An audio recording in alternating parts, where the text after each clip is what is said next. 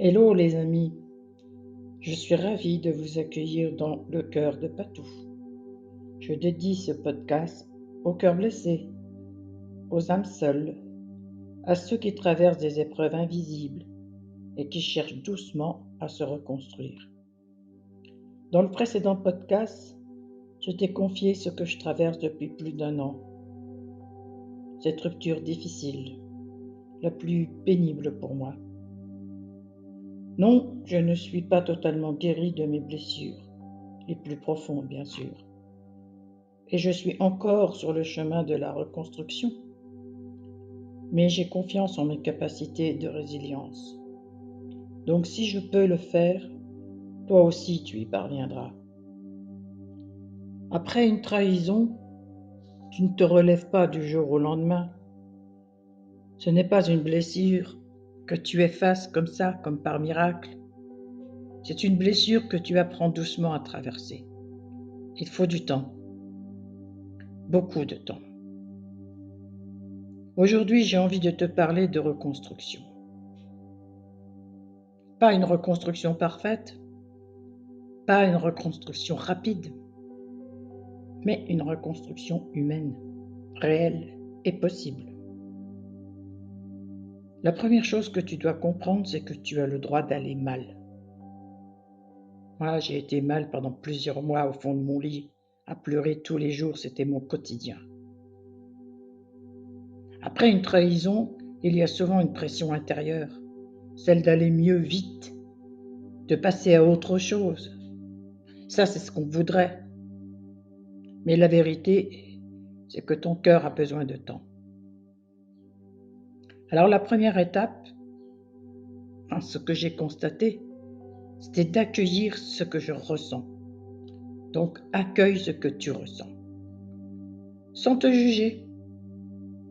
Tristesse, colère, incompréhension, tout cela est légitime. Ce que tu as vécu est une blessure profonde.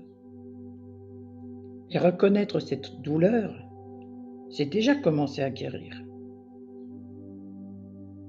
La deuxième étape, c'est de revenir à toi. Parce qu'après une trahison, tu as souvent perdu le lien avec toi-même. Tu t'es oublié. Tu as cherché des réponses à l'extérieur, alors que la reconstruction commence à l'intérieur. Revenir à toi, c'est te reconnecter à tes besoins.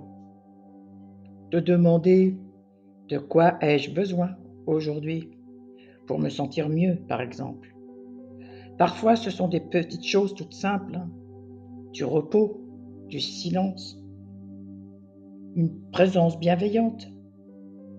La troisième étape, c'est de te libérer de ta culpabilité.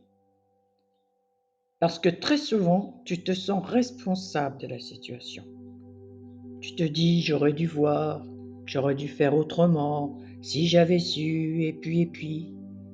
Mais la trahison n'est pas ta faute. Elle est le choix de l'autre. Et te libérer de cette culpabilité, c'est retrouver une partie de ta dignité. La quatrième étape, c'est de te reconstruire intérieurement, petit à petit. Cela passe par des gestes simples. Premièrement, prendre soin de ton corps. Lui, il est en souffrance à cette période. Te reconnecter à ce qui te fait du bien. Reprendre des activités. Te redonner de la valeur. Par exemple, moi, j'avais cessé de conduire depuis plus de 12 ans. Je me remets, je l'avoue, tranquillement à la conduite pour essayer d'avoir un peu d'autonomie. Même doucement, même imparfaitement. Car chaque petit pas compte. Et puis, il y a une étape très importante, apprendre à refaire confiance. Alors, pas forcément à l'autre tout de suite, mais déjà à toi. Faire confiance à ton ressenti, à ton intuition, à ta capacité de te protéger. Parce que oui, tu es capable de te reconstruire. Et enfin, il y a quelque chose de plus profond encore. Transformer cette épreuve, non pas en quelque chose de positif à tout prix, parce que ça, j'avoue que c'est très difficile, mais en quelque chose qui te fait grandir. Avec le temps, tu découvriras peut-être en toi une force que tu ne soupçonnais pas, une lucidité nouvelle, une capacité à poser des limites aussi, et parfois même une forme de paix. Mais cela prend du temps. Alors aujourd'hui, n'essaie pas d'aller vite. Essaie simplement d'aller un peu mieux. Un jour après l'autre, un pas après l'autre. Et si tu doutes, si tu as l'impression de ne pas y arriver, rappelle-toi ceci. Ce n'est pas parce que tu as été trahi que tu es brisé. Tu es en train de te reconstruire. Et cela est déjà immense. La reconstruction passe par des étapes. C'est indéniable. Moi, j'en ai traversé beaucoup. Personnellement, j'ai ruminé énormément. Mon esprit était préoccupé constamment à me remémorer les souvenirs, ce que j'avais pu donner, ce que j'ai sacrifié, ce que j'ai raté aussi. Des questionnements infinis qui duraient jour et nuit. Je n'arrivais absolument pas à faire autre chose de mes journées. Puis à un moment donné, je me suis dit que c'était pas possible. Je devais faire face à tout ça, que j'étais plus forte que ça, que moi, j'allais pas me laisser écraser par ces deux-là qui avaient ruiné ma vie en un instant. Alors j'ai commencé à chercher sur les réseaux sociaux des occupations, des vidéos à regarder qui passaient le temps et qui m'empêchaient de gamberger.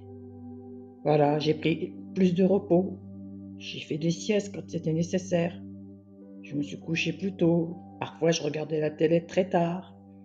Enfin, j'ai cherché des occupations, surtout pour éviter de penser, car ton esprit est vraiment dans ces conditions-là, souvent un ennemi.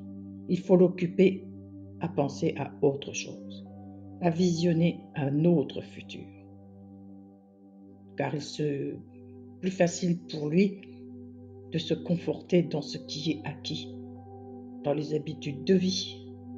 Tout ça doit changer.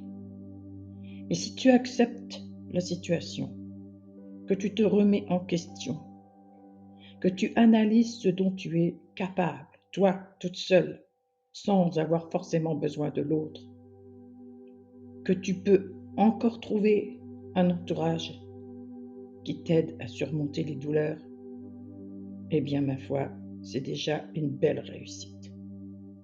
Après, la reconstruction fera son chemin. Tous les jours, tu passeras un palier. Tous les jours, tu pourras te féliciter.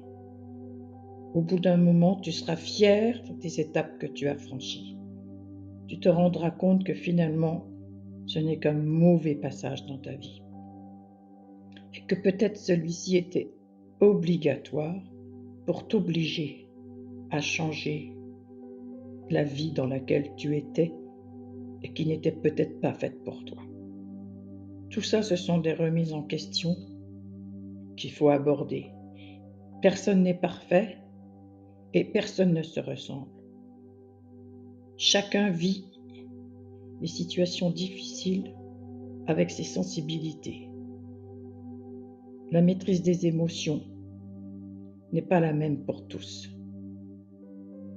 Il y a parmi les gens blessés ceux qui passeront très rapidement à autre chose et qui laissera peu de traces. Et il y a les autres, comme moi, un peu plus sensibles peut-être, comme toi aussi, qui ont du mal à accepter la situation. Mais de toute façon, rien n'est figé. Tu es obligé de refaire surface. La vie continue.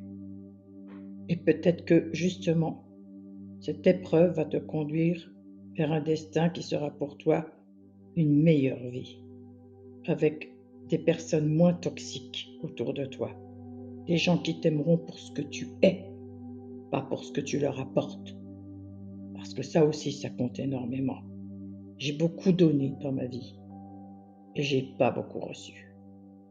Et aujourd'hui, je sais que normalement, il faut trouver cet équilibre. Tu dois recevoir autant que tu donnes. Sinon, l'équilibre est rompu et quelque chose ne va pas.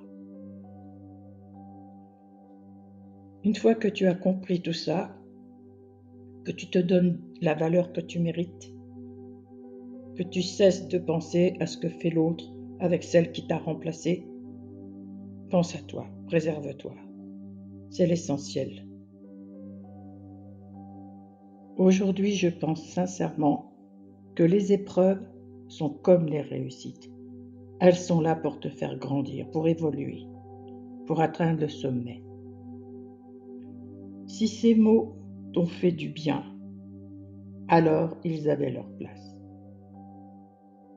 Je vous dis à très vite dans le cœur de Patou. N'oubliez pas de liker, s'il vous plaît, de vous abonner et surtout de partager cette vidéo aux gens qui pourraient en avoir besoin, comme un soutien.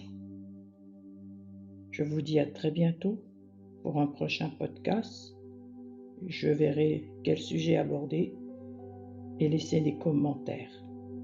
Je tâche de les lire et de répondre à un maximum de personnes.